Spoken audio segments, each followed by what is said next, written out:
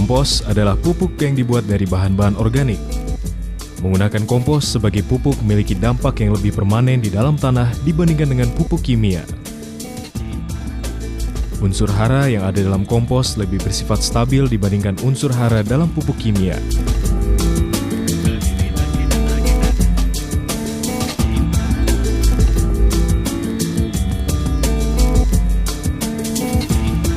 Selain itu, jutaan mikroorganisme pengurai yang ada dalam kompos akan membantu memperbaiki ekosistem mikrobiologi tanah, sehingga tanah memiliki keseimbangan biosfer dan menjadi gembur.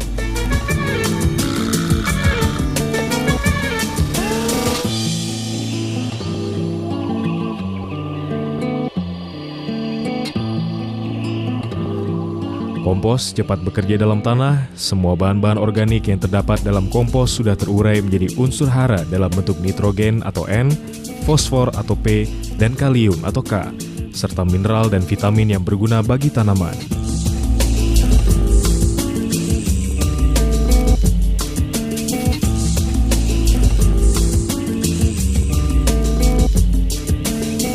Substansi dasar pembuatan kompos adalah menyelamatkan bahan-bahan limbah organik yang banyak terdapat di sekitar kita untuk diolah menjadi pupuk.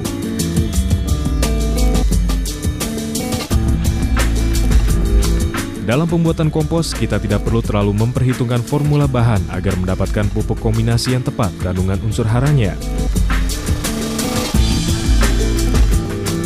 Walaupun begitu, penggunaan pupuk kompos sangat dianjurkan sebagai pupuk dasar pada awal pengolahan tanah dan penanaman. Dan karena kelebihannya, pupuk kompos sebagai salah satu pupuk organik yang sudah jadi tidak akan menimbulkan efek samping yang merusak bagi tanaman walaupun jumlahnya berlebihan di dalam tanah.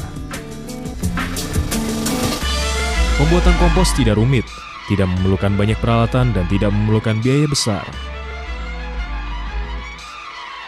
Bahan utamanya adalah limbah organik yang banyak terdapat di sekitar kita. Limbah organik tersebut dapat berupa limbah ternak, limbah pertanian, limbah rumah tangga, ataupun limbah-limbah lainnya agar dapat dimanfaatkan di lahan-lahan pertanian.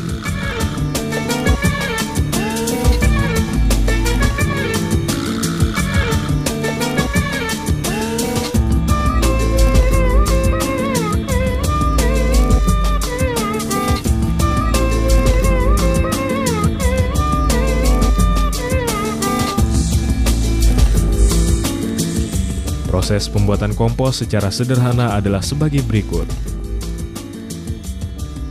Siapkan bahan-bahan limbah organik yang ada di sekitar kita. Bahan-bahan yang dibutuhkan adalah bahan hijauan yang berasal dari daun-daunan, termasuk kotoran ternak pemakan daun-daunan, seperti domba, sapi, kerbau, dan lain-lain. Bahan-bahan ini banyak mengandung nitrogen atau N tinggi yang akan menggantikan urea dalam penerapan pupuk kimia. Bahan yang kedua adalah bahan coklat. Bahan yang biasanya menyediakan unsur P dan K misalnya adalah limbah ikan, sampah dapur, dedak.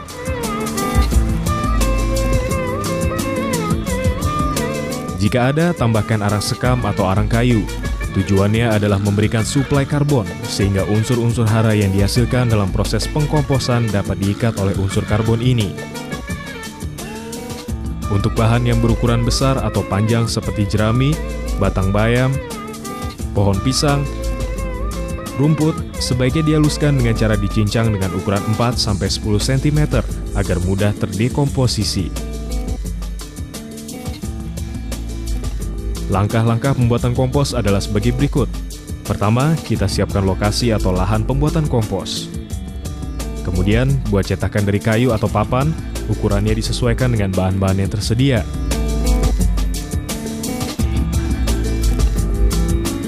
Kemudian, susun bahan-bahan kompos berdasarkan ketersediaan bahan baku. Sebaiknya, bahan yang lebih besar ukurannya terlebih dahulu disimpan paling bawah sebagai alas. Misalnya jerami, batang jagung, dan lain-lain. Selanjutnya di atas bahan tadi susun kotoran ternak seperti kotoran sapi, kambing, ayam, sisa batang bayam, pohon pisang, sampah dapur, dan seterusnya. Tambahkan daun dari jenis legume seperti kacang-kacangan yang berguna untuk mempercepat proses pembusukan.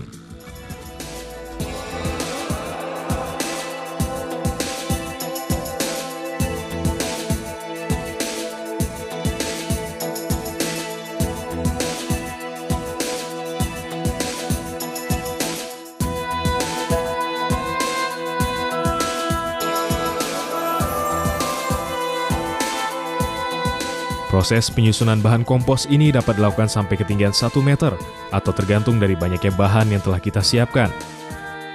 Setahap demi tahap bahan dicampur dan diratakan serta dipadatkan sambil dilihat kelembapannya. Apabila kurang lembab, tambahkan air sambil ditambahkan larutan IM atau efektif mikroorganisme, yaitu larutan yang membantu mempercepat proses pembusukan. Setelah bahan dicampur rata dengan kelembapan yang cukup dan lengkap dengan penambahan larutan IM, lalu ditumpuk kembali seperti semula sampai ketinggian 1 meter membentuk bedengan memanjang. Lebar antara 2 sampai dengan 5 meter dan panjang bisa sampai 50 meter. Keberhasilan pengkomposan terletak pada bagaimana kita dapat mengendalikan suhu, kelembapan dan oksigen agar mikroba dapat memperoleh lingkungan yang optimal untuk berkembang biak ialah makanan cukup atau bahan organik, kelembapan 30-50%, dan udara segar oksigen untuk dapat bernafas. Tumpukan kompos kemudian ditutupi terpal plastik supaya jangan kena sinar matahari langsung atau kehujanan. Pada waktu menutup, perhatikan supaya tetap ada jalan untuk sirkulasi udara. Pembalikan kompos dilakukan setelah 15 hari selama 3 kali dengan rentang waktu 15 hari juga.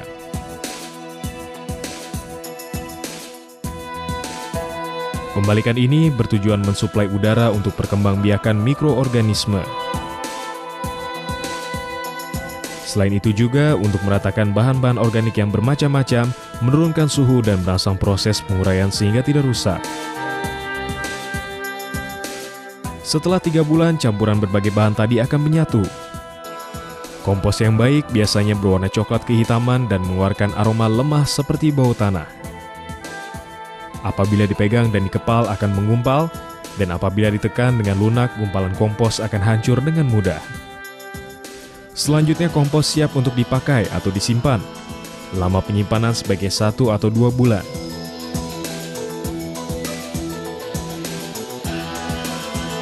Dalam penyimpanan, jaga jangan sampai terkena langsung sinar matahari dan air hujan atau ditutup.